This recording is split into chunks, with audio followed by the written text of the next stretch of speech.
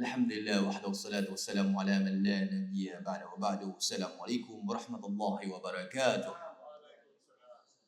Mga minamahal kong kapatid, magulang sa pananampalatayang Islam, may napakagandang gawain na hindi mo na kailangang gumastos pa, no? At ito'y mag-iiwan ng napakalaking impact sa tao. Ito yung tinatawag nilang magagandang pananalita, magandang salita. Sa isang hadith ng mahal na Propeta Muhammad sallallahu alaihi wasallam, al-kalimatu tayyiba sadaqah. Ang magandang salita, ito'y charity, a kind word, no? Ito'y magandang pananalita, ito'y tinatawag na sadaqah, charity, kawang-gawa. Subhanallah. Salita, mga kapatid. Imagine, katulad, ito kasama na dito, of course, yung pagdidikir, no? Pagdudua, mga lahat na. Pero yung mga pananalita yung maganda. Subhanallah. Ang Allah mismo nagbanggit sa banal na Quran, وَقُولُوا لِلنَّاسِ husna. Magsalita kayo sa mga tao na magandang pananalita. Subhanallah. Especially sa parents natin, mga magulang ninyo. Dapat yung maganda, may po at opo, yung may pagrespeto, paggalang sa kanila, sa bahay natin. Kahit yung mga anak natin, yung pagrespeto at paggalang sa kanila. Practice natin sa kanila mga magandang pananalita.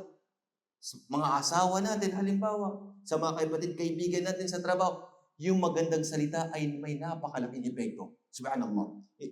Isang napakagandang kwento. Isang bata, nagtitinda ng towel, pagpala natin tissue, halimbawa, at pumasok siya sa isang tindahan na dito na kung saan may mga halwa, may mga candies, matamis. Mashallah. Pumasok siya doon, dito, walang pera siyempre, mahirap. Nakatingin lang siya doon. At sabi nung nakita nung tajir, yung businessman, sabi niya, kumuha ka na, sabi niya, subhanallah. Anong gusto mo, sabi niya? Kunin mo na, sabi niya. At ito'y regalo ko para sa'yo, subhanallah. At sinabi nung bata, jazakallah khairan. Maraming salamat, sabi niya. Sa ito sa napakapagbinigyan ka, jazakumullah khair. Magandang pananalita yan, kasama yan. At dito, subhanallah, sabi nung bata, eto napakagandang salita na binigay mo sa akin, sabi niya. At ngayon lang ako nakarinig ng mga ganito. Kung baga pinapili siya sa gusto niya, mashallah. At tumagal ang panahon, subhanallah, atong batang ito naging pinaka-famous na tinatawag na doktor. Allah. Naging kilala.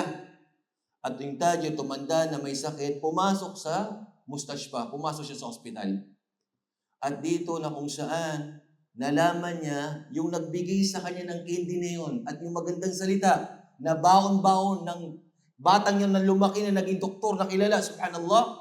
Nung nalaman niya, sabi niya, ooperahan ko siya ng libre. Free. Bakit? Sabi niya, nang dahil dun sa salita na binigkas mo sa akin. At yung hadiya yan, yung maliit na bagay, subhanallah, candy na yun, subhanallah. At yun yung pinanghawakan ko sa naging maganda ang buhay ko sa nag-continue ako, sabi niya, sa daan ko, subhanallah. At ngayon ako na sabi, isa sa kilala, famous na doktor. Kaya mga kapatid, mga magulang, walang mawawala sa atin. Maganda sa especially sa mga non-Muslims, ipakita natin tayo mga Muslim, may magandang pananalita at may kasamang gawa.